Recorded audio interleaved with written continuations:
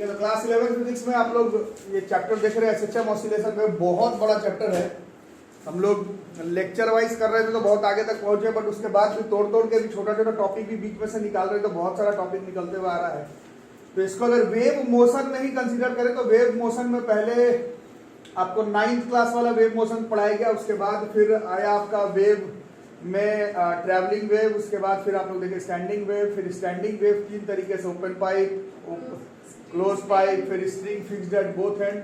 उसका जो next topic है वो है हमारा आज पढ़ेंगे, इंपॉर्टेंट टॉपिक है बहुत, बीट्स एंड बीट फ्रीक्वेंसी। ठीक है, तो क्वेश्चन जो है, अब टॉपिक तो पढ़ेंगे ही बट ज्यादातर बच्चे तैयारी कर रहे हैं, तो क्वेश्चन जो है वो वेव मोशन से आएगा। वेव मोशन में बीट फ्रीक्वेंसी भी है, वेव मोशन में डॉपलर इफेक्ट भी है, वेव मोशन में स्टैंडिंग वेव भी है, वेव मोशन में ट्रैवलिंग वेव भी है, स्टैंडिंग वेव में 3 टॉपिक है। तो ऐसा नहीं कि बस बीट्स पढ़ के चले जाओ और आपका एक क्वेश्चन लड़ गया इमेज में एडवांस मिनट में, ऐसा तो नहीं होगा। तो थोड़ा ध्यान लगा के पढ़ना, बाकी बहुत इंपॉर्टेंट टॉपिक है। और जो लोग ने इसका विजुअलाइज करते हुए वीडियोस नहीं देखा हो उसको पहले देखो, नहीं तो खुद को जोड़ नहीं पाओगे वीडियो के साथ, इस लेक्चर के साथ कि क्या पढ़ाया जा रहा है। तो जिनको वीडियोस भेजा गया बीट का क्या होता है वो पहले एक बार वीडियोस देख लें, फिर उसके बाद इस टॉपिक पर आए, बीट्स एंड बीट फ्रीक्वेंसी। ठीक है, तो हम लोग तो मैथमेटिकल जो किताब में दिया हुआ किताबी भाषा में बात करेंगे, बाकी एक्चुअल विजुअलाइज करने के लिए आप लोग जरूर से जो वीडियोस भेजा गया है उसको देखिए। ओके, बाकी उन सब चीजों को थोड़ी देर के लिए अगर हम लोग भूल जाएं तो ये 9th 10th 11th physics chemistry सब जगह पर, साउंड वेव सब जगह चैप्टर पे फ्रीक्वेंसी वर्ड बहुत बार आ रहा है वेव का। तो मान लो एक वेव है जिसका फ्रीक्वेंसी है 6 हर्ट्ज का, कितने का? और 9th क्लास में पहली बार पढ़े थे फ्रीक्वेंसी का मतलब क्या होता है, number of complete oscillations 1 second. तो अगर फ्रीक्वेंसी 6 हर्ट्ज का अगर ग्राफिकली रिप्रेजेंट करना है तो किस तरह से करेंगे? 1 सेकंड में 6 ऑसिलेशन, फ्रीक्वेंसी अगर 6 हर्ट्ज लिए हैं तो if we have taken frequency as 6 then 1 second में 6 ऑसिलेशन, 6 कंप्लीट ऑसिलेशन, उसको ग्राफिकली बस रिप्रेजेंट किया ऐसे। बस मेरा बोर्ड मेरी मर्जी वाली बात है, फ्रीक्वेंसी 6 हर्ट्ज को मैंने ग्राफिकली बस रिप्रेजेंट किया है ना। तो ये पूरा 1 सेकंड है यहां से यहां तक। ठीक है, अब फ्रीक्वेंसी बराबर 6 हर्ट्ज का मतलब आप लोग बता रहे थे 1 सेकंड में 6 ऑसिलेशन, 6 कंप्लीट ऑसिलेशन। तो देखो ये 1 हुआ, ये 2 3 4 5 6। ओके, और यहाँ पर एक और वेव का फ्रीक्वेंसी को हम लोग प्लॉट किए जिसका फ्रीक्वेंसी कितना है यहाँ पर 8 हर्ट्ज। 8 हर्ट्ज का मतलब आप लोग समझ ही रहे हैं, 8 ऑसिलेशन। तो 1 2 3 4 5 6 7 8, एक ही सेकंड में, मतलब 1 सेकंड में ये वाले वेव ने कितना ऑसिलेशन पूरा किया है और ये वाले ने कितना किया है 8। अब पूरे चैप्टर में हम लोग पढ़ रहे हैं, इन दोनों को हम लोग सुपर इम्पोज करने वाले। What we are going to do is superimpose these 2 travelling waves. और हम लोग पहले पढ़ कर आए हैं, अभी बनाओ मत, ट्रैवलिंग वेव को सुपर इम्पोज करने पर नोड एंटी नोड अगर बनने लगे तो वहां पर बनता है हमारा स्टैंडिंग वेव। इसके बारे में पढ़ चुका, अभी कुछ और पढ़ रहे हैं। ठीक है, अब क्या कुछ और पढ़ रहे हैं इसको ध्यान से देखना। इसके लिए वही है जो लोग वीडियो देख कर आए होंगे, उसमें बताया गया था क्या करने के लिए बोला गया था आपको। 2 अलग अलग ट्यूनिंग फॉर्क लिया गया था, दोनों का फ्रीक्वेंसी मोटा मोटी एक जैसा था और दोनों को थोड़ा आगे पीछे करके टर्न करके बजाया गया था, है ना। तो आप लोग सब लोग वीडियो देख करके आए, क्या सुनाई दिया था वहां पर आवाज जो है वो एक बार बढ़ रहा है, एक बार घट रहा है, एक बार बढ़ रहा है, एक बार घट रहा है, एक बार बढ़ रहा है, एक बार घट रहा है, एक बार बढ़ रहा है, एक बार घट रहा है, एक बार बढ़ रहा है, एक बार घट रहा है, इस तरह से सुनाई दिया होगा। ठीक है, वीडियोस में भेजा हुआ आप लोग एकदम ध्यान से देखना क्या क्या होना चाहिए। एक ही डायरेक्शन पर 2 अलग अलग वेव सुपर इम्पोज करना चाहिए। तो ये ट्रैवलिंग वेव से अलग हो गया, ट्रैवलिंग नहीं, स्टैंडिंग वेव के कॉन्सेप्ट अलग हो गया, वहां अपोजिट डायरेक्शन से होना चाहिए। तो उससे तो अलग ही चीज पढ़ रहे हो, उसी चैप्टर का पोर्शन है बट अलग टॉपिक है। यहाँ पर एक ही डायरेक्शन से 2 फ्रीक्वेंसी को मोटा मोटी साइमल्टेनियसली आपको प्रोड्यूस करना है। दोनों का फ्रीक्वेंसी मोटा मोटी सेम होना चाहिए, जैसे 6 और 8, इसके बीच में बहुत ज्यादा का डिफरेंस नहीं होना चाहिए, और एम्पलीट्यूड मोटा मोटी जो है वो सेम होना चाहिए। तो उस समय पर क्या होता है, वीडियो में आप लोग देख करके आए हैं, साइमल्टेनियसली आपको सुनाई देगा आवाज बढ़ते घटते बढ़ते घटते बढ़ते घटते बढ़ते घटते बढ़ते घटते, फिर धीरे धीरे खत्म हो, थोड़ी ये बजते ही रहेगा। नहीं, टन टन 2 को बजाएंगे तो कम ज्यादा कम ज्यादा कम ज्यादा कम ज्यादा, इस तरह से जो आवाज जो है वो सुनाई देता है। इसको अब हम लोग ग्राफिकली मैथमेटिकली देखेंगे, विजुअली देखने के लिए जो वीडियो भेजा वो आपको देखना ही पड़ेगा कंपलसरी। ठीक है, बीच बाच का उपाय नहीं है। ट्यूशन टीचर या कोई भी साइंस का टीचर मैथमेटिकली बताएगा क्या है, ग्राफ पर बताएगा क्या है, विजुअलाइज तुमको खुद से करना पड़ेगा, ठीक है।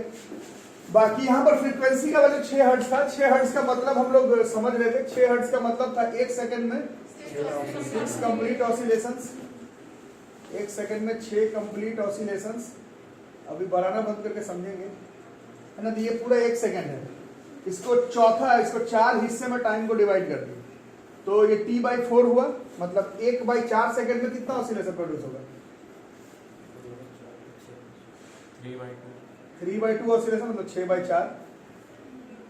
बोलो आ रहा ना समझ? 6/4 ऑसिलेशन का मतलब 3/2, मतलब 1.5 ऑसिलेशन पूरा होगा। आ रहा समझ में? इसको समझना, विजुअलाइज करने के लिए वीडियोस भेजा गया, मैथमेटिकली ग्राफिकली टीचर बताएगा कैसे होता है, ठीक है। बाकी यहाँ पर फ्रीक्वेंसी 8 हर्ट्ज है, इसका मतलब 1 सेकंड में 8 कंप्लीट ऑसिलेशंस। तो 1/4 सेकंड का ग्राफ को थोड़ा देख रहे हैं बस, 2 कंप्लीट ऑसिलेशंस है ना।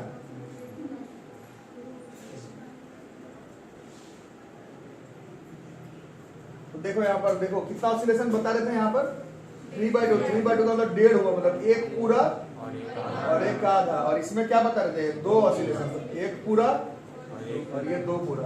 अब जो लोग वीडियो देख करके आए थे, या फिर बीट बनाने के लिए क्या करना है, इन दोनों फ्रीक्वेंसी को टन टन दोनों को सुपर इम्पोज करना है।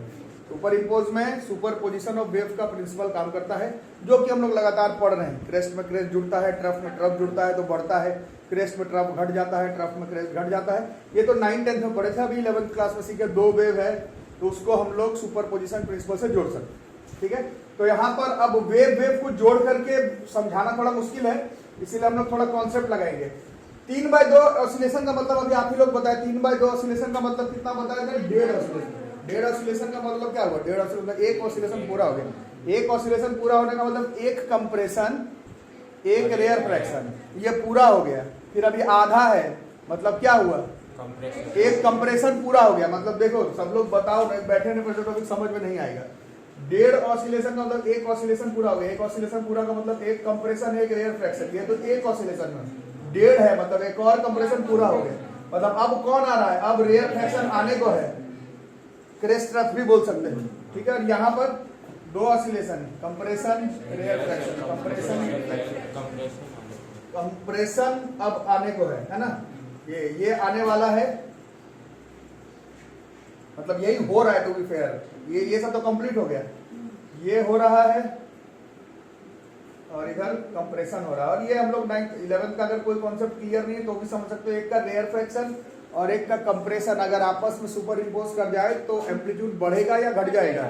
बिल्कुल 0 ही हो जाएगा। अगर सही से अगर एकदम कंप्रेशन और रेयर फ्रैक्शन, एक का क्रेस्ट दूसरे के ट्रफ के साथ सुपर इम्पोज कर जाए और बिल्कुल तरीके से कर जाए तो वो कैंसिल ही हो जाएगा। वहां पर एम्पलीट्यूड जो है सुपर इम्पोजिशन होने के बाद वो 0 हो जाएगा। तो ये देखो T/4 सेकंड में इसका तो समझे थे। यहाँ पर देखो क्या हो रहा है, T/4 सेकंड पे जो फाइनल एम्पलीट्यूड है वो क्या हो जा रहा है? 0 हो जा रहा है। यहाँ पर बढ़ते समय तो इसका भी बढ़ ही रहा था, इसका भी बढ़ ही रहा था, यहाँ पर बढ़ ही रहा है, बट यहाँ पर जो है एम्पलीट्यूड का वैल्यू जो है वो 0 हो जा रहा है। और वही जो लोग वीडियो पढ़ करके रहे थे, जो आवाज जो कम ज्यादा वाला जो कम वाला है, वो मेरे इस डायग्राम में T/4 मतलब 1/4 सेकंड में कम हो जा रहा है। आ रहा समझ में?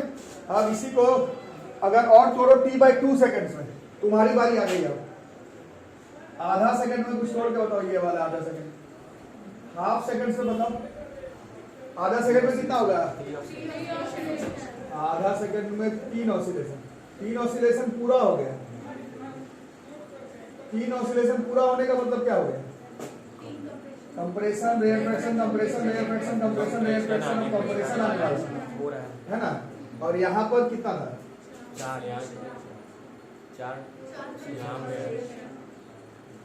4 ऑसिलेशन दूसरे वाले में। कंप्रेशन ही हो रहा है, compression rarefaction, compression rarefaction, compression rarefaction, compression rare. इसको यहाँ पर प्लॉट करके भी बनाया, मतलब ये वैसे ही बनाया हुआ है, बट पूरा वेव जोड़ करके बनाना थोड़ा मुश्किल है ना। तो क्या आने वाला है अब? कंप्रेशन। तो कंप्रेशन और कंप्रेशन जब आपस में सुपर इम्पोज करेगा तो एम्पलीट्यूड बढ़ेगा या घटेगा? जब बढ़ जाएगा तो यहाँ पर आप देखेंगे इस पॉइंट पर यही था ना मेरा आधा सेकंड, यहाँ पर देखो यहाँ पर क्या हो रहा है कंप्रेस, मतलब ये जो फाइनल एम्पलीट्यूड है वो क्या हो जा रहा है यहाँ पर अगर देखोगे ये वाला ये जो है वो बढ़ जा रहा है। ठीक है, समझ में आ रहा है? तो ऐसा आधे सेकंड में देख लिए, तो पूरे सेकंड में करते तो क्या हो जाता? आधे सेकंड में देखे हो तो इसी को एक बार और दुगना कर दो तो एंड में आते आते क्या होगा? बढ़ जाएगा। सब लोग बोल रहा था आधे पर जो देखे 1/4 में देखे कम होते हुए, एक पर देखे सुपर इम्पोज करते हुए बढ़ते हुए, फिर 3/4 सेकंड में मतलब कम एकदम 0, और फिर जो है वो बढ़ते हुए। क्या पैटर्न फॉलो हो रहा है यहाँ पर? आप पैटर्न देखेंगे कि एक बार दोनों को सुपर इम्पोज करने के बाद, सुपर इम्पोज होने के बाद जो एम्पलीट्यूड है वो एक डेफिनेट टाइम इंटरवल के बाद बढ़ रहा है, घट रहा है, बढ़ रहा है, घट रहा है, बढ़ रहा है, घट रहा है। और इसी कॉन्सेप्ट को आप लोग वीडियो में देख कर आए, इसी कॉन्सेप्ट को हम लोग बीट्स कहते हैं। और एक सेकंड में जितना बीट्स प्रोड्यूस हो जाए उसको हम लोग बीट फ्रीक्वेंसी कहते हैं। फ्रीक्वेंसी तो 9th क्लास में पढ़ो, नंबर ऑफ कंप्लीट फलाना पर सेकंड, अभी तक number of complete oscillation per second हो रहा था। यहाँ पर number of complete beats formation per second जो होगा उसको हम लोग बीट का फ्रीक्वेंसी कहेंगे। ठीक है, इसमें कोई दिक्कत? ये बढ़ रहा है, यहाँ घट रहा है, फिर ये बढ़ रहा है, फिर ये घट रहा है, फिर ये बढ़ रहा है, ऐसे ही होगा। और ये होने के लिए क्या क्या होना चाहिए?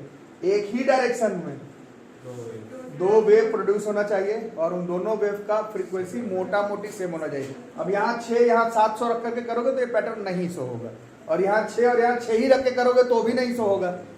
थोड़ा सा अलग करना है और बहुत ज्यादा का डिफरेंस नहीं होना चाहिए। ट्रैवलिंग वेव का क्वेश्चन है बट सेम डायरेक्शन में होना चाहिए। फ्रीक्वेंसी मोटा मोटी सेम, एम्पलीट्यूड मोस्ट प्रिफरेबली आपको सेम रखना है, फ्रीक्वेंसी थोड़ा सा आगे पीछे करना है, सेम डायरेक्शन में प्रोड्यूस करना है, वेव्स को प्रोड्यूस करना है, फ्रीक्वेंसी में थोड़ा सा डिफरेंस होना चाहिए, सेम डायरेक्शन ट्रैवलिंग वेव, थोड़ा सा फ्रीक्वेंसी में डिफरेंस, एम्पलीट्यूड प्रीफरेबली सेम अगर हो तो वहां पर बनता है बीट्स, और एक सेकंड में जितना बीट्स पूरा हो जाए उसको हम लोग बीट का फ्रीक्वेंसी कहते हैं। अब बीट पूरा होने का मतलब क्या हुआ? जिसको 9th क्लास में वेव में हम लोग पढ़ते थे, वेव एक कंप्लीट वेव पूरा होने का क्या मतलब समझते हैं? एक क्रस्ट और एक ट्रफ खत्म हो जाने। तो यहाँ पर हम लोग कहेंगे एक बीट तब पूरा हो जाएगा, एक बीट जो है वो तब पूरा हो जाएगा जब एक बार मैक्सिमा जहां से बना था फिर कम होता हुआ फिर मैक्सिमा हो जाए तो उसको हम लोग एक बीट कहेंगे। समझ आ रही बात? जैसे यहाँ पर यहां से शुरू हुआ था और कितना हो गया ये यहाँ पर हुआ, अरे समझ में? यहां से अगर देखते हो तो ये यहां से यहां होता कहीं पर, मतलब अगर यहां से देखते हो तो ये कैसे हो रहा है? एक वेव पूरा कैसे हो रहा है? ये मतलब मैक्सिमम कहां पर है? यहाँ पर मैक्सिमम है शुरू हो रहा है और ये मैक्सिमम, ठीक है। मिनिमम पे देखोगे तो इसमें मिनिमम कहां पर है? यहाँ पर है मिनिमम, यहाँ पर है, यहाँ पर है, यहाँ पर है, इस तरह से, ठीक है। मैक्सिमा से मैक्सिमा तक पहुंचे तो बीट, और एक सेकंड में जितने बार मैक्सिमा से मैक्सिमा एंड मिनिमा से मिनिमा पूरा कर लोगे उसको हम लोग बीट का फ्रीक्वेंसी कहेंगे। जैसे इस डायग्राम में बीट का फ्रीक्वेंसी क्या लग रहा है? कितना हो रहा है? 2। यहाँ पर बताओ कितना हो रहा है? आप लोग सब लोग बताओ। 2 हो रहा है। मैक्सिमा मैक्सिमा 2 बार पूरा हुआ है और मिनिमा मिनिमा 2 बार पूरा हुआ है। सबको आ रहा है? समझ में नहीं यार तो दिक्कत हो जाएगा। मैक्सिमा मैक्सिमा 2 बार हो रहा है, मिनिमा मिनिमा 2 बार पूरा हो रहा है। एक मैक्सिमा तक पहुंचेंगे तो एक बीट, और 2 बार हो जा रहा है मतलब 2 बीट। और पूरा ग्राफ कितने सेकंड का बनाया था? 1 सेकंड का बनाया था। 1 सेकंड में इसमें कितना आपको दिखा? बीट का फ्रीक्वेंसी है 2। ये मेरे ग्राफ पे आपको दिख रहा है, ठीक है। और इसी चीज को बार बार ग्राफ बना करके तो सॉल्व कर नहीं पाएंगे। इसका एक फॉर्मूला है जो कि आप लोगों में से कुछ लोग समझ गए होंगे। यहाँ पर कितना था? 6 हर्ट्ज था। यहाँ पर कितना था? 8 हर्ट्ज। और आपका बीट फ्रीक्वेंसी का आंसर कितना आ रहा है? 2 आंसर आ रहा है। इसका मतलब इन दोनों को केवल माइनस कर देने पर बीट का फ्रीक्वेंसी निकल जाएगा। ये इसका प्रूफिंग है। ये मैंने 6 हर्ट्ज 8 हर्ट्ज पे बनाया है। तुम अपने पसंद का कोई भी देख लो, 2 3 4 5 8 10 6 7 7 8 मैथमेटिकल कैसा भी ऐसा ही सोच के जैसे मैं बनाया हूँ वैसे ही सोच के बनाओ, बिल्कुल यही पैटर्न बनेगा। और इस पैटर्न से ग्राफिकली हम लोग कह सकते हैं कि जो बीट की फ्रीक्वेंसी होगी वो F1 मतलब इसमें 2 है, F1 माइनस F2। जैसे मेरे इस डायग्राम में 2 हर्ट्ज था, मैंने ये देख करके थोड़ी, मैंने तो अपना ग्राफ में गिना है मेरा बीट फ्रीक्वेंसी 2 बार बन रहा है 1 सेकंड में, और बाई चांस यहाँ से 6 और 8 को माइनस करने पर भी वही आ रहा है। या कैसा भी 2 फ्रीक्वेंसी जो एक डायरेक्शन में चल रहा हो, मोटा मोटी सेम फ्रीक्वेंसी हो, कैसा भी अपने दिमाग से, मैं 6 8 पे बना, तुम 3 4 पे बना लो, 2 5 पे बना लो, 4 8 पे बना लो, जैसा तुमको ठीक लग रहा हो। बट ऐसा देखा गया है कि 10 से ज्यादा अगर कर दोगे दोनों के बीच का डिफरेंस तो वो एक्चुअली में हमारा जो ह्यूमन ईयर है वो उसको लोकेट नहीं कर पाएगा, मतलब लोकेट नहीं, क्या बोलते हैं उसको, रिस्पॉन्ड नहीं कर पाएगा। हमारा बीट का फ्रीक्वेंसी जो आप लोग वीडियो देख कर रहे हैं, कम ज़्यादा वाला जो है, वो अगर 1 सेकंड में 10 से भी ज़्यादा का अगर दोनों के बीच में अगर अंतर है फ्रीक्वेंसी का, तो उसके बीच में जो बनेगा बीट फ्रीक्वेंसी, वो ह्यूमन ईयर जो है वो उसको मतलब क्या बोलते हैं, रिस्पॉन्ड नहीं कर पाएगा। तो आपका कोई भी न्यूमेरिकल का बात कर लो या इस तरह से ग्राफ प्लॉट करने का बात कर लो, घर पर खुद से प्लॉट करके देखना, या फिर मैं न्यूमेरिकल करवाऊंगा तो देख लेना, बीट फ्रीक्वेंसी 10 के अंदर का ही आपका क्वेश्चन सिलेबस में है। और सिर्फ सिलेबस की बात नहीं, ह्यूमन ईयर 10 से ऊपर रिस्पॉन्ड नहीं कर पाएगा। तो ये आपकी पूरी कहानी है बीट्स एंड बीट फ्रीक्वेंसी की, ठीक है। और ये वेव मोशन का ही पोर्सन है, ये जरूर समझ में आया होगा। ट्रैवलिंग वेव का काम है, फ्रीक्वेंसी की बात हो रही है, सुपर पोजिशन का बात हो रहा है, क्रेस्ट रफ का बात हो रहा है, कंप्रेशन रेयरफेक्शन का बात हो रहा है, तो वेव मोशन का ही टॉपिक, ठीक है। इसको प्लॉट करें और डेफिनेशन लिख लो। स्कूल एग्जाम तो हो गया है, तो सबका ही आया है ये एग्जाम में लिखने के लिए। The phenomena of regular rise and fall in the intensity of sound, कब ऐसा होगा? When two waves of nearly equal frequencies, nearly equal frequencies, नीचे लाइन खींच लो,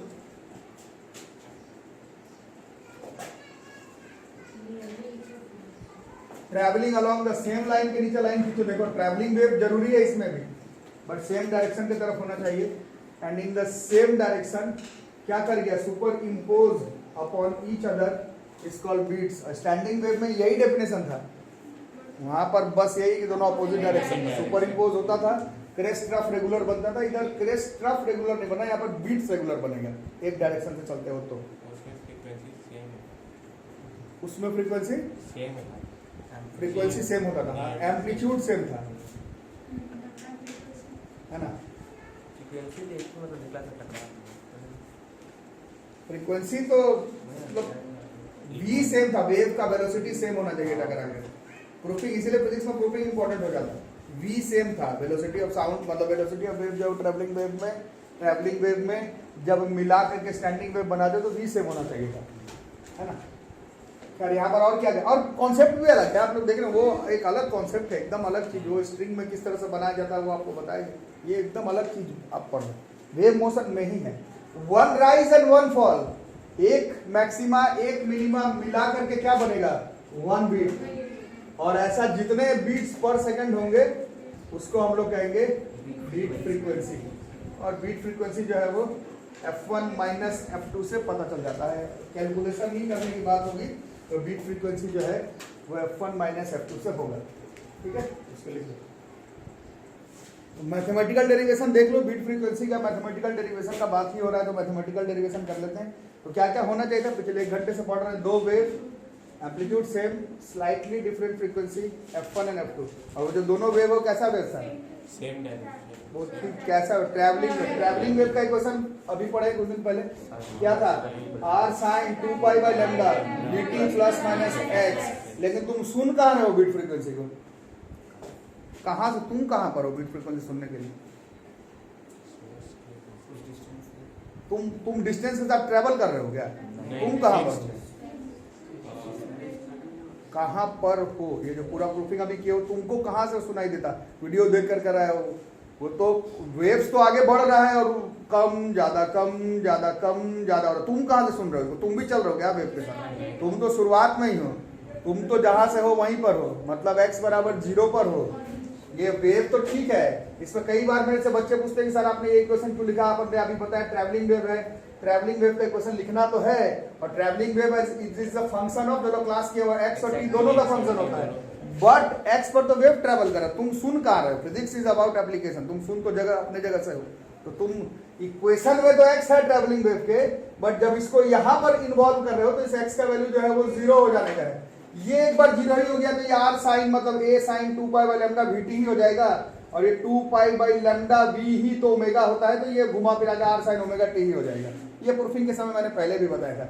एक बार गेम में x और t नहीं, सिर्फ t आ जाए तो वो इक्वेशन घूम फिर के सिंपल हार्मोनिक मोशन का आता है। ये मैं नहीं कह रहा कि x और t नहीं है, वेव के इक्वेशन में है, बट तुम वेव का इक्वेशन निकाल नहीं रहे हो, वेव का इक्वेशन तुम निकाल चुके हो, अब तुमको बीट बीट फ्रीक्वेंसी पढ़ाया जा रहा है। तुमको क्या सुनाई दे रहा है? कम ज्यादा, तुम्हारे ऊपर बात है। Wave is a function of x, wave का मोशन, बट तुमको जो सुनना है it is not a function of x. तुम तो अपने जगह पर हो, तुमको वो वेव कहां पर सुपर इम्पोज करे वो तुम अपने जगह पर से देख रहे हो। एक्स का वैल्यू जो है ट्रैवलिंग वेव का इक्वेशन है। ऐसा मत समझ लेना कि चीटिंग कर ली है, यहाँ पर ट्रैवलिंग वेव पढ़ाते पढ़ाते यहाँ पर सिंपल हार्मोनिक मोशन का इक्वेशन लिख दिया। ऐसा मैंने नहीं किया, मैंने लिखा ट्रैवलिंग वेव का इक्वेशन है, बट कंडीशन के हिसाब से एक्स का वैल्यू हर बार 0 है। Beat beat frequency Doppler effect का जब तुम कॉन्सेप्ट बना रहे हो, एक्स गेम में नहीं है, एक बार एक्स गेम में नहीं है तो ये जो ट्रैवलिंग वेव का इक्वेशन आप लोग जानते हैं वो घूम फिर के आर साइन ओमेगा टी ही आ जाता है। तो वही लिखा हुआ ए साइन ओमेगा टी, ए साइन ओमेगा टी, ओमेगा की जगह पर 2 पाई f1t 2 पाई f2t। ये आगे बात समझे, तो छोटा छोटा बात है, समझना पड़ता है ना। अभी मैंने खुद ही बोला कि आप लोग का स्कूल एग्जाम हो गया, प्रूफिंग का काम नहीं है, बट साल भर में नहीं, 9th क्लास से आप ये बात देख रहे हैं कि फिजिक्स में प्रूफिंग का काम पड़ता है। कभी भी वो टॉपिक पढ़ने बैठो रिवीजन में, सीधा फॉर्मूला देख करके क्वेश्चन में उतरोगे तो नहीं समझ में आएगा। कहां से कैसे आया वो जरूरी है। मेरे बोलने का मतलब है कि इससे बढ़िया मतलब तरीके से समझाना ग्राफ पर होता है। ग्राफ में मैंने समझा दिया है किस तरह से beat frequency f1 minus f2 से आता है। मैथमेटिकल करना ही है तो मैं कर दे रहा हूं, ठीक है। तो पहले ये देख लेना कि आपको दिमाग में ऐसा नहीं चलना चाहिए कि यहाँ पर ट्रैवलिंग वेव का इक्वेशन लिखा हुआ, 100% ट्रैवलिंग वेव का इक्वेशन लिखा हुआ एट x बराबर 0 का। ओके, ठीक है। तो इसको लिखा ही हुआ। इसके बाद क्या करते, सुपर इम्पोजिशन प्रिंसिपल लगाओगे by superposition of wave, superimposition imposing of wave. अभी किए थे ना, वेव सुपर इम्पोज कर रहा था ना, ग्राफ पर भी समझाया। तो y बराबर हो जाता है इसमें net y, y1 plus y2, this is a sine 2 pi f1t plus a sine 2 pi f2t। अब मैथ्स वालों को जिम्मेदारी लेना पड़ेगा, ये बाहर आ रहा है और अंदर sine C plus sine D लगने वाला है। तो ये लगा लगा करके थोड़ा सा बताओ कि क्या होगा।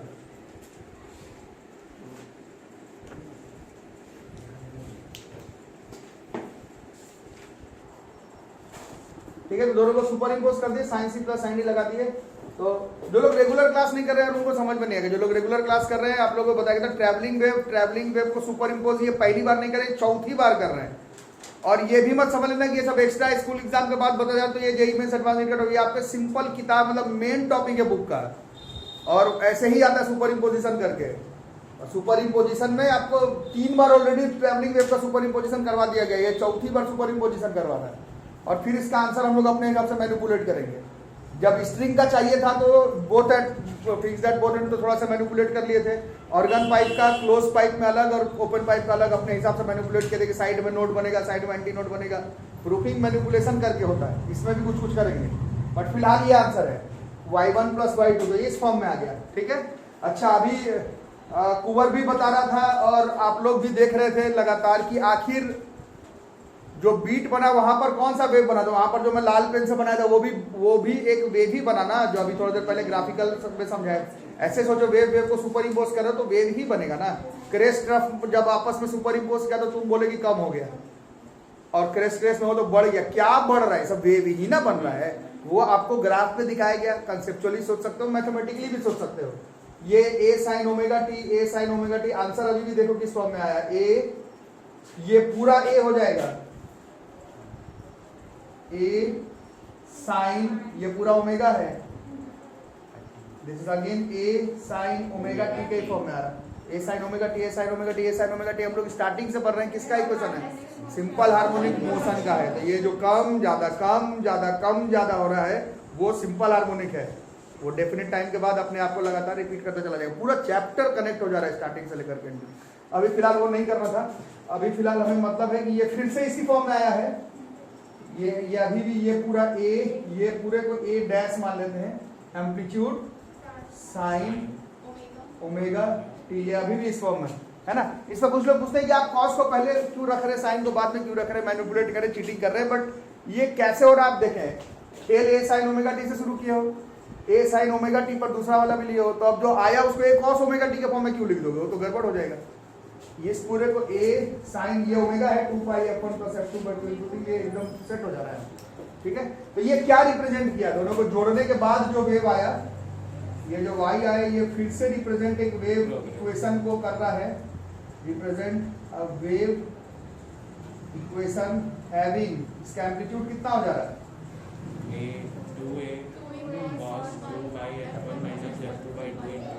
2a cos ये एम्पलीट्यूड हो जाएगा, ये डैश लिख देते हैं 2a cos 2 pi f1 minus f2 by 2 into t, और ये क्या है साइन ओमेगा t, और ओमेगा बराबर क्या होता है 2 पाई बाई टी का काम नहीं मेरे को, 2 पाई एफ टी, 2 पाई एफ टी, तो ये 2 है, ये पाई है, ये एफ है, इसका मतलब है हैविंग फ्रीक्वेंसी। अरे तो ये यहाँ पर सेट हो रहा, बाकी मैं भी कर देता हूँ, यहाँ तक पहले करो।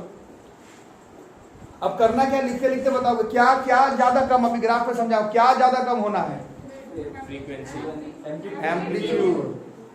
फ्रीक्वेंसी कहाँ ज्यादा कम, एम्पलीट्यूड। एम्पलीट्यूड शुरू ज्यादा से हुआ, फिर कम, फिर ज्यादा, फिर कम, तो ये जो एम्पलीट्यूड निकाले अभी इसी का ज्यादा कम करते हुए आंसर में ले आऊंगा जो मेरे को लाना है। वो ट्रेवलिंग वेव स्टैंडिंग वेव में भी ऐसे ही किए थे, वहां पर भी क्लोज एंटी नोड नोड सोच लेते थे साइड में क्या होगा, वहां से मैनिपुलेट करके अपना आंसर ले आते, अभी भी वही करने वाले। पहले यहाँ तक लिखो, एम्पलीट्यूड तक आ गए थे, अब इसी एम्पलीट्यूड को अब हम लोग अपने हिसाब से मैनिपुलेट करेंगे। एम्पलीट्यूड कितना आया आपका बच्चों, 2a cos 2 pi f1 minus f2 by 2 into t। अब पिछले 1-7 घंटे से हम लोग पढ़ रहे हैं, क्या होना चाहिए था बीट बनने के लिए,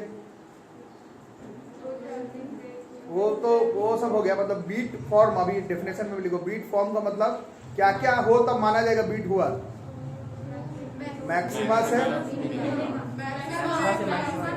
मैक्सिमा से मैक्सिमा, मैक्सिमा से मैक्सिमा, मैक्सिमा से मैक्सिमा बीट, और हमें बीट नहीं गिनना है, हमें बीट फ्रीक्वेंसी गिनना है। वही बीट फ्रीक्वेंसी अभी मैं ग्राफ बना करके आपको गिनवाया था, अब मैथमेटिकली गिनवा देता हूँ कितना आएगा, है ना, उतनी सी बातें अभी करते हैं। तो ये एम्पलीट्यूड है, और for formation of beat, beat बनने के लिए मैक्सिमा से मैक्सिमा, किसका मैक्सिमा, एम्पलीट्यूड का, यही प्रूफिंग होता है, प्रूफिंग का काम पड़ता है। काम का दो मतलब है, एक है कि हम इसको रट के स्कूल एग्जाम में लिख दिए, एक है कि ये मेरे पास है तो मैं जब भी रिवाइज करूंगा बीट कहां से आया, कहां से ट्रैवलिंग वेव, कहां से स्टैंडिंग वेव, तो हमको समझ में आएगा, दोनों चीज में अंतर है। प्रूफिंग का अब आउट एंड आउट आपको काम है नहीं, आपका स्कूल एग्जाम हो चुका है, अब ये बस आपको मदद करेगा कौन चीज कहां से हो रहा है वो पता लगाने के लिए बस। फॉर फॉर्मेशन ऑफ बीट्स, पहला मतलब एम्पलीट्यूड क्या होना चाहिए, मैक्सिमा से मैक्सिमा, मैक्सिमा से मैक्सिमा, मैक्सिमा से मैक्सिमा। पहले एम्पलीट्यूड टू बी मैक्सिमम देख लेते हैं, अब थोड़ा मैथमेटिकल पेंशन लगाना पड़ेगा। एम्पलीट्यूड टू बी मैक्सिमम, ये अब मैथमेटिकल है, ये पूरा टर्म मैक्सिमम करने के लिए क्या मैक्सिमम करना पड़ेगा, कॉस का जो फंक्शन है उसका वैल्यू जो है आपको मैक्सिमम करना पड़ेगा। कॉस का मैक्सिमम वैल्यू जो है वो +-1 है, ठीक है। तो therefore cos 2 पाई f1 minus f2 2 into T बराबर +-1, जो कि थीटा बराबर n पाई पर आता है, अभी कुछ दिन पहले भी किए थे, और मैथ वाले लोग जान ही रहे और नॉन मैथ वाले लोग भी जान रहे हैं। cos 0 का वैल्यू 1, n पाई 180, n का वैल्यू 0 पुट करेंगे, cos 180 is -1, n pi, n का वैल्यू 1 इंटू पाई, n पाई पर cos थीटा का वैल्यू +-1 आता है। नॉन मैथ्स वालों को पहले भी लिखवाया गया था, फिर से चाहो तो लिख सकते हो, cos थीटा का वैल्यू +-1, थीटा बराबर n पाई, n की वैल्यू 0 से पुट करने पर आता है। ये मैथ्स में पढ़े हैं, नॉन मैथ्स में पढ़े, यहाँ तक कि 10th 9th के कॉन्सेप्ट पर भी ये चीज बताया गया। 9th क्लास में पहली बार वर्क एनर्जी पावर में निगेटिव वर्क डन आया था, Fs cos 180 पर वैल्यू -1 आता है। ऐसा आप नहीं बोल सकते कि 11th 12th में हमारा मैथ्स नहीं तो हम नहीं कर सकते, ये छोटे क्लासेस में भी आया है। क्या फिलहाल cos थीटा मतलब 2 पाई f1 minus f2 by 2 into T बराबर क्या लाना है, ये n पाई लाना है, 2 से 2 कट रहा है और पाई से पाई भी कट रहा है। देखो टाइम बराबर देखो कितना है, टाइम बराबर n by f1 minus f2। अब मैथमेटिकल प्रूफिंग के लिए तो n का वैल्यू 0 से पुट करते हैं, बट आप फिजिक्स के क्लास में, मैथ के क्लास में नहीं, n 0 का तो कोई मीनिंग ही नहीं बना, बनाओगे क्या फिर, n 1 से पुट करो। तो एट n बराबर 1 देखना बताना, एट n बराबर 1 पर पहला टाइम का वैल्यू 1 बाई, ये कौन सा टाइम है, इस टाइम पर एम्पलीट्यूड का वैल्यू क्या हो जाता है, मैक्सिमम पहली बार, ठीक है। दूसरी बार कब होगा, तो एट n बराबर 2 पर, n बराबर 2 पर एक टाइम है 1 बाई नहीं मतलब 2 बाई f1, और एट n बराबर 3 पर मतलब इतने टाइम के बाद 3 बाई पर एम्पलीट्यूड का वैल्यू क्या क्या होता जा रहा है, एम्पलीट्यूड का वैल्यू जो है वो मैक्सिमम होता जा रहा है, ठीक है। इन दोनों मतलब इतना टाइम के बाद, इतने टाइम के बाद, इतने टाइम के बाद एम्पलीट्यूड का वैल्यू मैक्सिमम हो रहा है। कितने टाइम के बाद? Time interval, that is after time period. दोनों के बीच में कितने का डिफरेंस है? इसके बाद यहां पर मैक्सिमम आया, इसके बाद यहां पर मैक्सिमम आया, तो कितने देरी के बाद आया? कैसे पता लगा दोनों को? माइनस करके मान लो ये कुछ सेकंड है, उसके बाद ये कुछ सेकंड आया, ये कुछ सेकंड के बाद आया, कितने सेकंड के बाद बार बार बार बार बार बार बार बार बार बार बार बार मैक्सिमम आ रहा है, बात हो रहा है। तो कितने सेकंड के बाद, मैं तो यही पूछ रहा हूं, तो माइनस कर करके पता लगाएंगे। तो इन दोनों को अगर माइनस करते हो T2 माइनस T1, तो answer 1 by F1 minus F2 आएगा। अगर तुम T3 माइनस T2 भी करते हो तो भी 1 बाई F1 माइनस F2 आएगा। अगर तुम T4 माइनस T3 भी करते हो तो भी 1 बाई F1 माइनस F2 ही वो टाइम इंटरवल है। ध्यान से देखो, अभी लिखो मत। इस टाइम इंटरवल के बाद हर बार एम्पलीट्यूड क्या हो रहा है? Maxima maxima maxima maxima maxima maxima. इतने टाइम इंटरवल के बाद मेरे को फ्रीक्वेंसी चाहिए, है ना। तो हम लोग 9th क्लास में पहली बार पढ़े थे, टाइम पीरियड का उल्टा ही होता है फ्रीक्वेंसी। इसको जैसे उल्टा करेंगे तो ये जो है वो F1 माइनस F2 ही आ जाएगा। और ये वाला जो फ्रीक्वेंसी है वो 9th क्लास वाला फ्रीक्वेंसी नहीं है कि 1 सेकंड में कंप्लीट ऑसिलेशन। ये वाला फ्रीक्वेंसी है कि 1 सेकंड में कितने बार मैक्सिमा से मैक्सिमा, मैक्सिमा से मैक्सिमा, मैक्सिमा से मैक्सिमा आते रहे, वो वाला है। और इसी को थोड़ी देर पहले बताया गया था, ये फ्रीक्वेंसी नहीं, ये बीट बनने का फ्रीक्वेंसी है। तो ये आ एफ नहीं, ये बीट का फ्रीक्वेंसी का फॉर्मूला आ गया।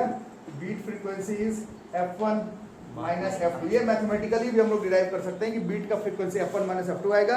मैथमेटिकली भी हम लोग कर सकते हैं कि F1 माइनस F2 से जितना बचा 1 सेकंड में उतना ही बार, 1 सेकंड में उतना ही बार बीट्स का फॉर्मेशन होगा। और बीट का फॉर्मेशन होने का मतलब क्या? मैक्सिमा से मैक्सिमा, मैक्सिमा से मैक्सिमा, मैक्सिमा से मैक्सिमा 1 सेकंड में कितने बार होगा, उसी को बीट फ्रीक्वेंसी कहते हैं। ये तुम ग्राफ पर भी प्लॉट करके देख सकते हो, मैथमेटिकली भी डिराइव करके देख सकते हो। और अभी कुछ लोग बोलेंगे यही कि मैक्सिमा से मैक्सिमा नहीं, मिनिमा से मिनिमा पर भी आना चाहिए था। तो अभी बोलोगे तो मैं मिनिमा से मिनिमा वाला भी प्रूफ करके दिखा देता हूँ, सेम ही आएगा। पहले मैक्सिमा वाला लिख लेते हैं, फिर सिमिलरली मिनिमा वाला दिखा देता हूँ।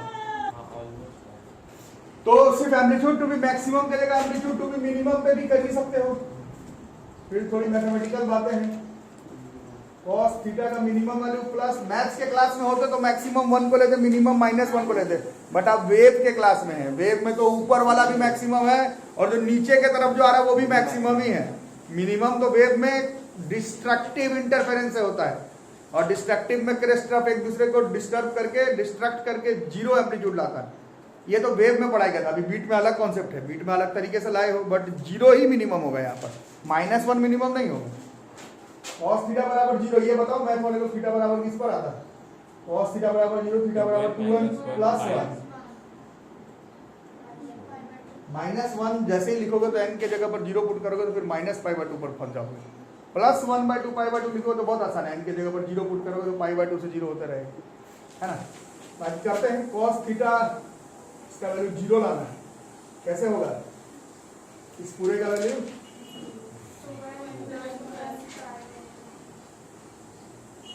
तरीके से काटना पड़ेगा। 2 से ये 2 कटेगा, 5 से 5 कटेगा, ये t बच जाएगा कितना? ये बच जाएगा 2n plus 1 by twice of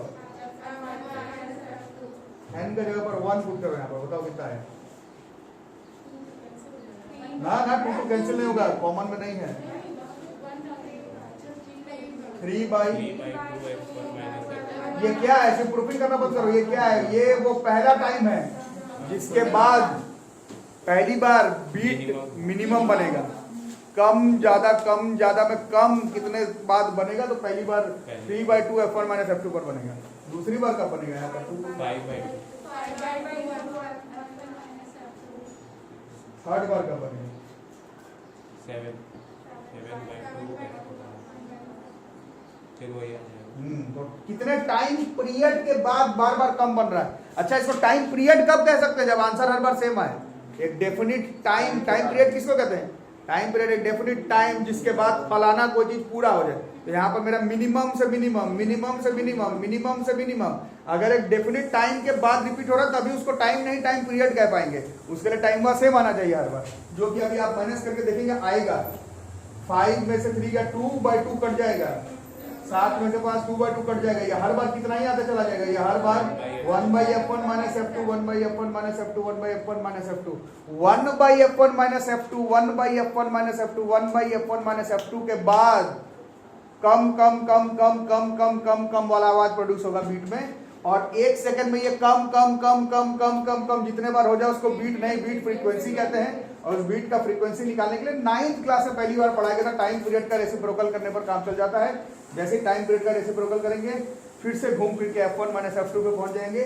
और इतना मेहनत करके हमें ये बात मालूम चल रहा है कि बीट का फ्रीक्वेंसी f1 - f2 से पता लगेगा, चाहे तुम मैथमेटिकली कर लो चाहे तुम ग्राफिकली कर लो, ठीक है। तो फाइनल समरी लिखते लिखते बीट का कॉन्सेप्ट काम आएगा, 2 ट्रैवलिंग वेव होना चाहिए, सेम डायरेक्शन में जाना चाहिए, एम्पलीट्यूड सेम होना चाहिए, फ्रीक्वेंसी मोटा मोटी सेम होना चाहिए, और जब वो दोनों आपस में सुपर इम्पोज करेगा तो कम ज्यादा कम ज्यादा कम ज्यादा इस तरह से वाइब्रेशन प्रोड्यूस होगा, जिसका कि विजुअल रिप्रेजेंटेशन वाला मैंने वीडियोस आप लोगों को भेजा है। जिन्हें नहीं मिला मेरे से ले लेना, वो नहीं सुनोगे तो समझ नहीं पाओगे क्या पढ़ाई हो रहा है। बाकी उसके बाद रही सिर्फ प्रूफिंग की बात, तो ग्राफ पर और मैथमेटिकली हमने प्रूफ कर दिया, डेफिनेशन लिख लिया बीट का किसको कहते हैं। स्कूल एग्जामिनेशन जिनका हो गया अच्छी बात है, जो लोग अगले साल के लिए देखेंगे डेफिनेशन आता है, आपके फ्रेंड्स लोग का फाइनल हुआ है, बीट का डेफिनेशन आता है। और इस बार कोविड लेकर के प्रूफिंग पूछा नहीं गया, नहीं तो इसका प्रूफिंग स्कूल एग्जाम में भी हर बार पूछा जाता था। बीट फ्रीक्वेंसी का proofing was a top topic in school examination proofing point of view पर, और वो ग्राफिकल पर नहीं किया जाता था, मैथमेटिकल पर। ग्राफ पर तो टीचर आपको समझाया कि बीट फ्रीक्वेंसी f1 - f2 आएगा, इसका कभी भी प्रूफिंग स्कूल एग्जाम में आता था तो ऐसे ही करना पड़ता था, ठीक है। कम से कम एनसीईआरटी का क्वेश्चन अभी करके देख लेते हैं। क्वेश्चन नंबर 1, तो बीट्स का जो इंपॉर्टेंट क्वेश्चन है, इंपॉर्टेंट नहीं मतलब जो जानने के लिए, आज का जो क्लास पढ़े हैं वो समझने के लिए जो न्यूमेरिकल बनता है वो मैं अभी आपको बनवा देता हूँ। पहला क्वेश्चन है, 2 वेव है, कैसा कैसा वेव है, 2 sin 100 πt और दूसरा वाला 2 sin 998 πt। ये दोनों वेव जरूर सुपर इम्पोज कर रहा होगा, लिखा नहीं है, बट आगे नंबर ऑफ बीट्स हर्ड पर सेकेंड, 1 सेकेंड में कितना बीट्स, इसको क्या कहते हैं, बीट फ्रीक्वेंसी। बीट फ्रीक्वेंसी निकालना है, और बीट फ्रीक्वेंसी निकालने के लिए ये देखो किस फॉर्म में लिखा हुआ है, ये ट्रैवलिंग वेव के फॉर्म में नहीं है, बट अभी बताया गया है x का 0 करके। तो बाकी प्रूफिंग का काम है, मैं प्रूफिंग पर अब झमेला में नहीं पड़ रहा। बीट फ्रीक्वेंसी निकालने के लिए हमें जरूरत पड़ेगा f1 माइनस f2 का, तो इसका f1 निकाल लेते हैं। तो ये किस फॉर्म में लिखा हुआ है, written in the form of a sin omega t। तो ओमेगा इसका कितना हो गया, ओमेगा इसका हो गया 1000 पाई, ओमेगा बराबर होता है 2 पाई f। इससे पहले वाले का फ्रीक्वेंसी जो है वो 500 हर्ट्ज आ रहा है, वैसे दूसरे वाले का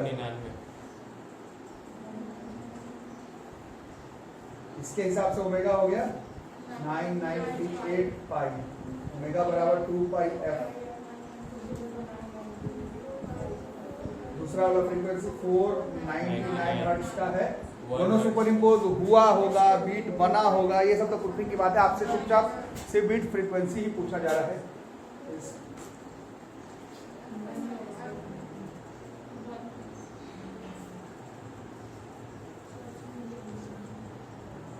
पहला क्वेश्चन हो गया, देखो आपको समझ में आ रहा है 381 है। क्वेश्चन नंबर 2 देखो, बड़ा पेचीदा क्वेश्चन है, मतलब पेचीदा कुछ नहीं, क्योंकि अंत में आप लोग जो फॉर्मूला डिराइव किए वो बहुत छोटा सा है, f1 - f2। Question beat frequency का पेचीदा कहीं पर भी नहीं है, बट थोड़ा थोड़ा कॉमन सेंस लगाना होगा।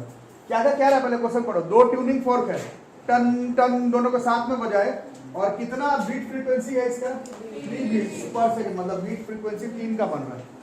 अब उस दोनों ट्यूनिंग फोर्क में से एक ट्यूनिंग फोर्क में वैक्स लगाए हैं, मोम, और फिर बजाए हैं टन टन। तो इस बार जो है 20 बीट्स प्रोड्यूस हो रहा है 4 सेकंड में, ठीक है। अब एक जो दोनों ट्यूनिंग फॉर्म का टन टन, उसमें से एक का फ्रीक्वेंसी 386 हर्ट्ज है, दूसरे वाले का बताना है कितना होगा। क्वेश्चन समझ में आ गया, एक का 386, दूसरे का कितना होगा, ठीक। अब इसमें कहां पर मैथमेटिकल लोचा है और कहां पर फिजिक्स का कॉन्सेप्ट है, ये अभी आप लोग समझना, ठीक है। तो फ्रीक्वेंसी मान लो ए, मतलब 2 ट्यूनिंग फोर्क है, ए और बी। ए वाले का फ्रीक्वेंसी दिया हुआ है 386 हर्ट्ज। अब बी वाले का पूछा गया है कितना होता है, ठीक है। और बीट फ्रीक्वेंसी का वैल्यू दिया हुआ, कितना दिया हुआ, बीट फ्रीक्वेंसी का वैल्यू जो है वो 3 दिया हुआ। मेरा देखो बच्चों, अभी मेरा देखो, अपना अपना मत बनाओ। बीट फ्रीक्वेंसी दिया हुआ 3, और अभी आप लोग क्या पढ़े, बीट फ्रीक्वेंसी कैसे निकलता है, F1 माइनस। तो दो चीज को माइनस कर रहे हो, 3 आंसर आ रहा है। अच्छे समझने, इसमें मैथ्स कहां पर इन्वॉल्व है अभी खुद पता चलेगा। दो चीज को माइनस कर रहे हो और कितना लाना है, पहले से लिखा हुआ। एक का 386 है, दूसरे का कितना होगा, या 389 भी हो सकता है। दो चीज को माइनस करके बीट फ्रीक्वेंसी आता है, माइनस करके 3 आ रहा है। एक का 386 दिया हुआ, दूसरे का पूछा गया कितना होगा, ठीक है। तो दूसरे वाले का 383 हर्ट्ज भी चलेगा या फिर 389 भी चलेगा। यहीं पर इन्वॉल्व है कॉन्सेप्ट। अब इसके बाद फिजिक्स का कॉन्सेप्ट इन्वॉल्व होगा। बीट फ्रीक्वेंसी दोनों को माइनस करके, इन दोनों को माइनस करेंगे तो 3 आएगा, आंसर तो 3 बोल रहा है। और इन दोनों को माइनस करेंगे तो भी 3 आएगा, मतलब इन दोनों में से है आंसर, बट कितना है वो अभी पता लगाना पड़ेगा। सबको समझ में आ रहा है कि बाउंस कर रहा है, आ रहा है। अब देखते हैं क्या क्या करना। अब इसके लिए अब हम लोगों को चलना पड़ेगा स्ट्रिंग के कॉन्सेप्ट में। और स्ट्रिंग में सबसे पहले अभी आपको कल परसों फंडामेंटल फ्रीक्वेंसी का डेरिवेशन करवाया गया था। कितना आएगा फ्रीक्वेंसी का फॉर्मूला, मतलब ऐसे frequency in transverse way produced in string tuning fork है, टन टन, है ना। ये कितना था, दिस वाज क्या चाहिए, मास के फॉर्म में वाला फॉर्मूला चाहिए। 1/2L मतलब 1/2L अंडर रूट। सबसे मेरे को मतलब फिलहाल मेरे को ये m एक्चुअली में मास नहीं था, इसमें मास एक्टिंग पॉइंट लेंथ था, बट उतने का काम नहीं है। ये थोड़ा सोचना, मतलब ये जो f है ये मास के ऊपर कैसा रिलेशन है, रूट m के साथ अगर इनवर्सली है तो m के साथ इनवर्सली ही होगा। अब सुनना, मास क्या कर रहे हैं, वैक्स जोड़ रहे हैं, तो मास का वैल्यू बढ़ा रहे हैं। मास हम लोग इंक्रीज कर, तो फ्रीक्वेंसी जो है वो घटना चाहिए, ठीक है। अब थोड़ा सोचना, ये यहां तक आया समझ में। 386 है, इसका हमें पता लगाना है क्या होगा, ठीक है। अब देखो, अब दो केस पॉसिबल है। इफ मान लो फ्रीक्वेंसी, मान लो कि 389 हर्ट्ज होता, अच्छे से समझना, नहीं समझोगे तो दिक्कत होगा। मान लो 389 हर्ट्ज है, मान लेते हैं। अब क्या कर रहे थे, इसमें मास बढ़ा रहे थे, तो फ्रीक्वेंसी का वैल्यू क्या होगा, कम होकर कुछ होगा। चलो कम होकर के, कम हुआ, कितना हुआ कुछ बोलो, कम होकर मान लो 389 से कम कितना हुआ, 387। चलो 386 से भी कम मत कर दो, 388 कर दो, 388 हर्ट्ज हुआ। अरे समझ में, ये आ रहा समझ में। तो बीट फ्रीक्वेंसी, अब बीट फ्रीक्वेंसी क्या होगा, बढ़ेगा या घटेगा, कम हो जाएगा। पहले कितने का हो रहा था, 3 अब कितने का हो गया, 2 का ये आ रहा है समझ में कि बाउंस कर रहा है। आ रहा है, मतलब बीट फ्रीक्वेंसी क्या हो रहा है, कम हो जा रहा है। कब, अगर FB का वैल्यू 389 हर्ट्ज होता, उसमें मास बढ़ाते, फ्रीक्वेंसी कम होता, 389 से कम होकर 388 हुआ, और बीट फ्रीक्वेंसी के लिए इन दोनों को माइनस करते 2 आंसर आता है। मतलब बीट फ्रीक्वेंसी क्या हो जाता है, कम। अब क्वेश्चन में देखो क्या कह रहा है, 20 हर्ट्ज प्रोड्यूस हो रहा था 4 सेकंड में, मतलब बीट फ्रीक्वेंसी सेकंड केस में कितना हो जा रहा है, 5 बीट पर सबको आ रहा है कि नहीं आ रहा है। 4 सेकंड में 20 बीट्स, तो 1 सेकंड में 5। तो बीट फ्रीक्वेंसी क्या हो रहा है, बीट फ्रीक्वेंसी बढ़ना चाहिए। क्वेश्चन के हिसाब से बीट फ्रीक्वेंसी बढ़ना चाहिए था, अरे समझ में। बट जैसे ही शुरू से समझ आ रहा है, ये 386 तो ये 383 या फिर 389 होता। अगर 389 है, मास बढ़ा है, फ्रीक्वेंसी कम हुआ, 388 हो रहा है। इस 388 को 386 में से माइनस करेंगे तो बीट फ्रीक्वेंसी 2 कम होना चाहिए, बट क्वेश्चन में लिख रहा है कि बढ़ना चाहिए। इसका मतलब है अकॉर्डिंग टू क्वेश्चन, ये सिचुएशन जो अभी लिखे हो बोर्ड में, this situation is not possible, है ना। मजेदार क्वेश्चन है ये, सब मजाक मजाक में टफ हो जाता है। ये आया समझो, फिर से बता दो। अब दूसरा केस देख लेते हैं, और क्या पॉसिबल था, 383। अब बात तो वही था, मास बढ़ाए थे, वैक्स लगाए थे, तो फ्रीक्वेंसी का जो कम हुआ था, चलो 383 से कम होके कितना हुआ होगा, 382, 381, 381 मान लो, है ना। अब देखो ये जो बीट फ्रीक्वेंसी है, 381 में से 386 घटाएंगे तो क्या हो जा रहा है, इन दोनों को माइनस करेंगे तो बीट फ्रीक्वेंसी बढ़ जा रहा है। क्वेश्चन में लिखा होता है कि बीट फ्रीक्वेंसी बढ़ना चाहिए था। तो इस क्वेश्चन के हिसाब से, अकॉर्डिंग टू क्वेश्चन 383 हर्ट्ज इस क्वेश्चन का सही आंसर है।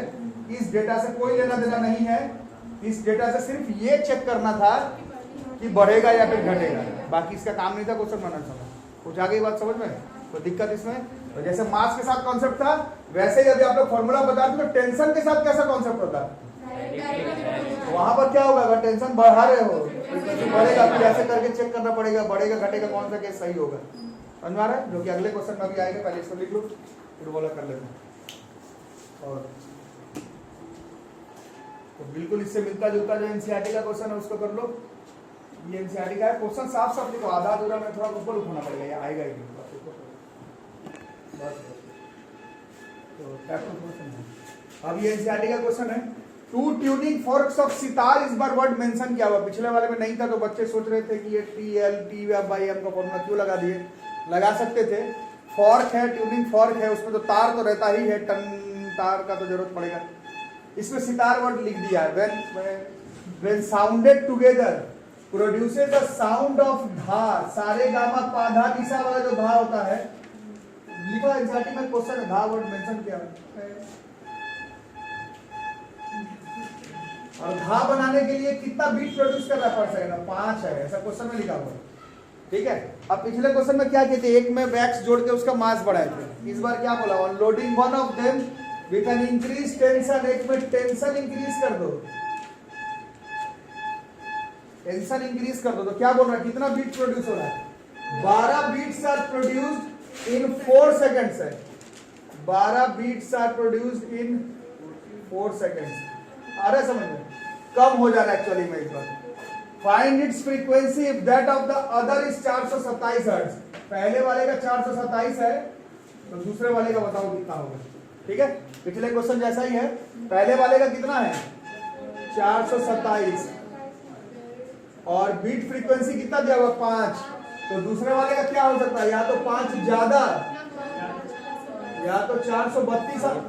गजब कर दिया 432 है, यही दोनों में से कुछ होना चाहिए। अब देखते हैं इसमें फिर कॉन्सेप्ट लगाना। अब एफ का एम के साथ नहीं है कनेक्शन, एफ का टी के साथ, एफ का टी के साथ डायरेक्टली प्रोपोर्शनल का रिलेशन है। अगर टेंशन बढ़ा रहे हो फ्रीक्वेंसी बढ़ेगा। अब 2 केस पॉसिबल है, आराम से लिखेंगे, सोच सोच के करना, बताना। इफ एफ बी अगर 432 है, आप ही लोग की बारी है, 432 हर्ट्ज और हमें मालूम है कि इसका टेंशन बढ़ा रहे हैं तो बढ़ेगा, बस इसका फ्रीक्वेंसी बढ़ेगा।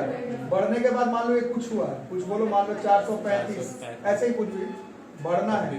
अब बीट फ्रीक्वेंसी दोनों को माइनस करके आएगा, तो बीट फ्रीक्वेंसी कितना हो रहा है, बढ़ रहा है या घट रहा है? 8 हो जा रहा है, 435 से 27 गया, ये 8 हो जा रहा है। ठीक है, और पहले कितना बन रहा था 5, अब कितना बन रहा है 8, मतलब बीट फ्रीक्वेंसी बढ़ रहा है। बट क्वेश्चन के हिसाब से देखो क्या बोल रहा है, 12 beats are produced in 4 seconds, मतलब बीट फ्रीक्वेंसी कितना 1 सेकंड में 3, मतलब बीट फ्रीक्वेंसी 3 हर्ट्ज हो रहा है। पहले 5 था, बाद में 3, मतलब क्वेश्चन के हिसाब से बीट फ्रीक्वेंसी कम होना चाहिए और आपका क्या हो गया, आपका जो है वो बढ़ रहा है। सारी ये बात समझ में? तो ये जो है अकॉर्डिंग टू क्वेश्चन ये सिचुएशन पॉसिबल नहीं है, this situation is not possible. तो अगर इन्हीं दोनों में से कुछ आंसर है तो अंधाधुंध अगला वाला आंसर होगा, ये लिख सकते हैं बट सोचते हैं, हो सकता है दोनों ना हो। अब देखते हैं, अब दूसरा केस क्या हो सकता था, एफ बी का वैल्यू 422 हो सकता था, है ना, और हमें मालूम है टेंशन बढ़ाने पर तो कुछ बढ़ा, 422 से बढ़ करके मान लो हो गया 424, बढ़ना है ना। और एक बार ये बढ़ा तो बीट फ्रीक्वेंसी क्या हो गया, बीट फ्रीक्वेंसी, अरे बोल बाबा, बीट फ्रीक्वेंसी क्या हो गया 427, ये 3 हर्ट्ज हो गया, जो कि कम हो गया। क्वेश्चन में क्या हो रहा था कि बीट फ्रीक्वेंसी कम होना चाहिए। इसका मतलब यही वाला सिचुएशन जो है, दिस सिचुएशन इज पॉसिबल, यही वाला सिचुएशन पॉसिबल है। इस क्वेश्चन का आंसर किसी भी कीमत पर 432 नहीं हो पाएगा, 422 हर्ट्ज ही इस क्वेश्चन का ओनली आंसर पॉसिबल है। ठीक है, तो सिर्फ बड़ा घटा से नहीं, पूरा सोच करके इतना तो कंफर्म है कि इन्हीं दोनों में से आएगा। इन दोनों वाले को साथ में लिख लेना और उसके बाद सिचुएशन से एनालाइज करना कि ये पुट करने पर ओवरऑल बीट फ्रीक्वेंसी बढ़ा या घटा, फिर उसको क्वेश्चन से मिलाना। क्वेश्चन में जो दूसरी बार बीट फ्रीक्वेंसी बढ़ रहा है उसका कोई काम नहीं है न्यूमेरिकली, सिर्फ उसका ये काम है कि आपके सिचुएशन के हिसाब से बढ़ रहा है या घट रहा है। दोनों में से क्योंकि एक आंसर होगा तो कंफर्म है, क्योंकि बीट फ्रीक्वेंसी आज के 2 घंटे के क्लास में आपको डिराइव करवाया गया F1 - F2 ही होता है। उन दोनों में से कौन सा होगा उसके लिए आपको केस पे चेक करना पड़ेगा। और फिजिक्स का कॉन्सेप्ट इन्वॉल्व है, टेंशन के साथ डायरेक्टली प्रोपोर्शनल, मास के साथ इनवर्सली प्रोपोर्शनल, लेंथ के साथ इनवर्सली प्रोपोर्शनल, ये चीज देखना समझना। और ये बीट फ्रीक्वेंसी का क्वेश्चन जो है वो हमारा हो गया पूरा खत्म। यही लेवल है